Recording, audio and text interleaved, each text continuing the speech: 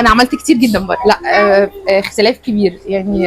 متميزين متمكنين عارفين انتوا بتعملوا ايه يعني.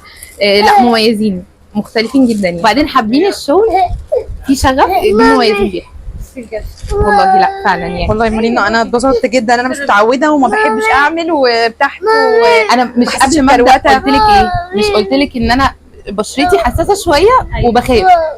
لا انا ما حسيتش. ومش اي فعلا انا فعلا لا مميزين في شغلكم ولا ويعني ما شاء الله عليكم يعني ربنا يكرمكم كل حاجه يعني. وكمان في نظافه وفي راحه. لا يعني ربنا يكرمك. يعني انت مميز في شغلك وعندك شغف ما شفتوش في حته ثانيه وهي هكذا. فانتوا عاملين فعلا كومبو فعلا والله ما شفتوش في اي مكان. لا تستاهل. انا مش متعوده اعمل بس خلاص هعمل هجيلكم. لا هرشح المكان طبعا بدون اي تفكير.